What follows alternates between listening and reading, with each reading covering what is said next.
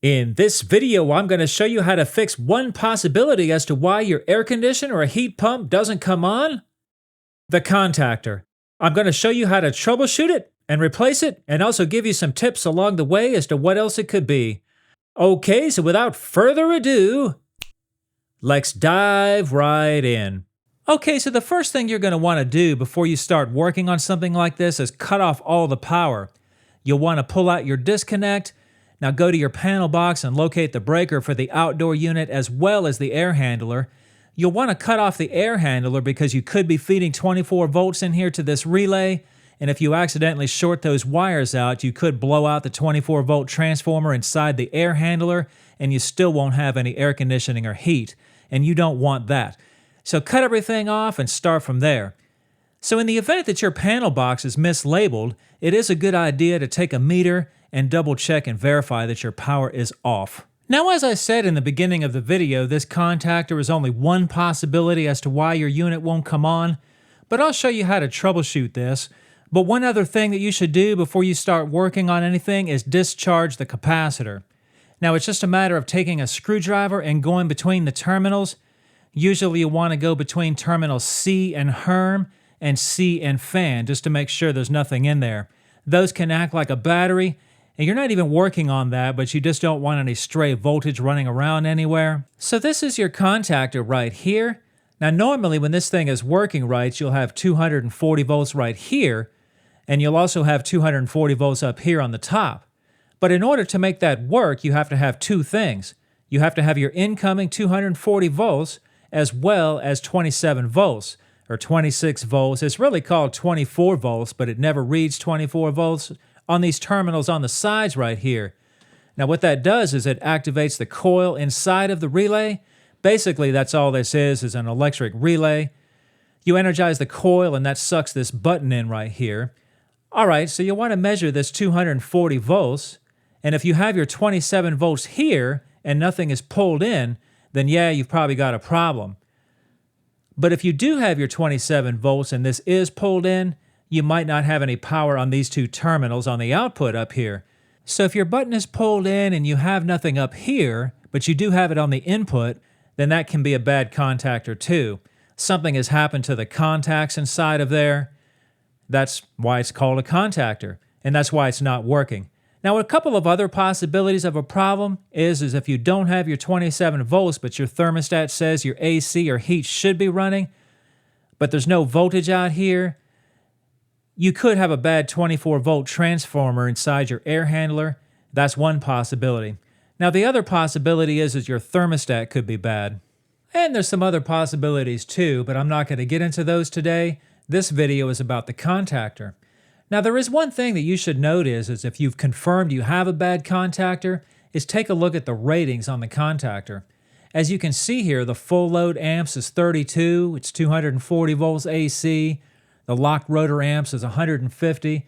All these things you just got to match up when you buy a new contactor. Also, is it a single pole or is it a double pole? Now this one is a single pole because you've only got one button on one side here and the other side goes straight through. Now right here is an example of a double pole. You've got a button on each side, and we've got two separate relays right here.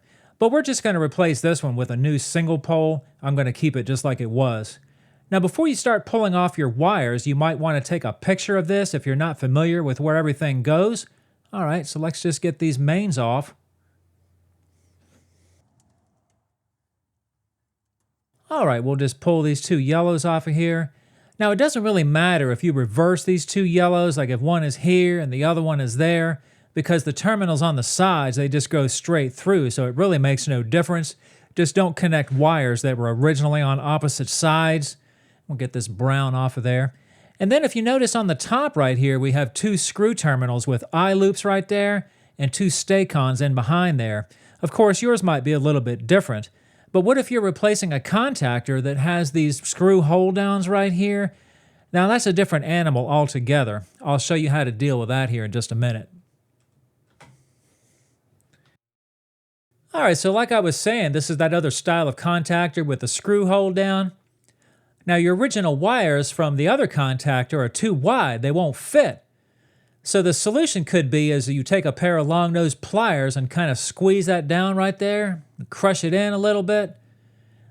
You know, I'm not going to do that because I want to reuse that one, but you could do that and then put it in there and tighten the screw down, and that would work. Or you can just cut the terminal off and strip the wire back and then just tighten it under the screw inside the contactor if you run into that. All right, so let's pull these two wires off right here. Now we'll loosen this up. These are 1/4 inch, although they could be 5/16 on yours. And just remove the contactor. Here's the new contactor. We'll put our new screws in right there. All right, now notice this new one has a plastic cover covering up the button. If you happen to run into a troubleshooting issue, just remove these two screws and that will reveal the button right there. So let's go ahead and get our mains hooked back up. If you're finding any value in this video, please click that like button below and subscribe to this channel.